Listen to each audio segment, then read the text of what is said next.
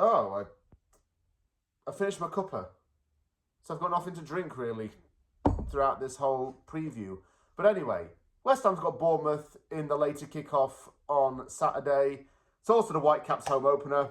I've got a whole day of football coming up.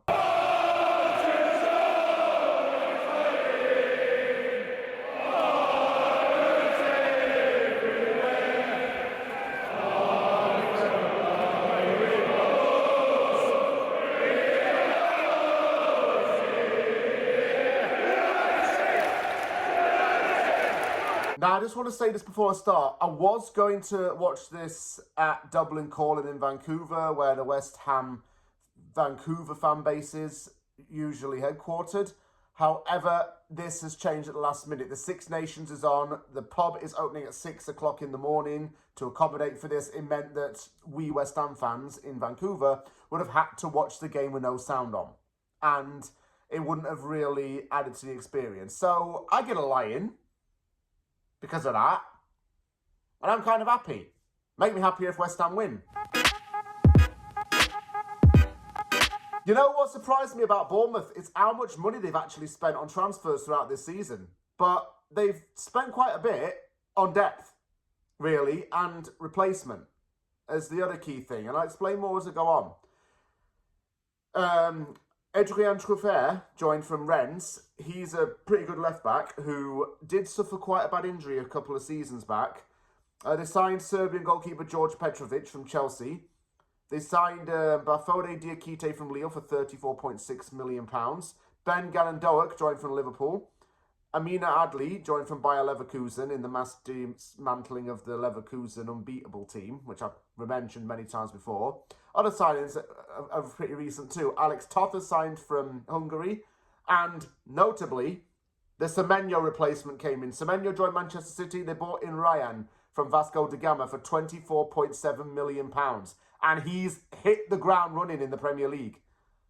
This young lad is going to be sold for about £80 million in the foreseeable future. Let's talk about the league form of Bournemouth. So, they're on a 6-game unbeaten run, but before that, they went on a mega slump. And I mean a mega slump. From November to January, didn't win a game at all. And that was the first week of November to the first week of January. And since then, they've won 4 and drawn 2 in the league. Iraola, Bournemouth's head coach, will not be on the touchline this Saturday because he's serving a 1-game ban. I wanted to add that in as well. Could this affect Bournemouth not having his presence on the sidelines? Let's talk players then. Some names here are worth mentioning. Tyler Adams, someone I wrote off, but he's going to end up making the United States World Cup team this summer. Justin Kluivert, good player as well. Alex Jimenez, a right-back who's set to sign a permanent deal. Krupi as well. Eli Junior Krupi could have come to West Ham, but since he's gone to Bournemouth, he's shown West Ham what it's missing. I said Ryan, 2 goals in 3 Premier League games since he landed on the South Coast.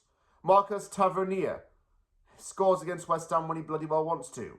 Evan Nilsson, decent striker as well. Can't also forget to mention David Brooks. He's been at the club for a while. He fought cancer, beat it, and is now back to playing some of his best football. Jermaine Defoe played for both. And what a man he is. Honestly, what a good bloke. The whole relationship with Bradley Lowry and everything he did for Bradley's family. He's a great human being. And fans from the early 2000s will remember what he was doing in Claret and Blue. Yeah, he moved about quite a bit.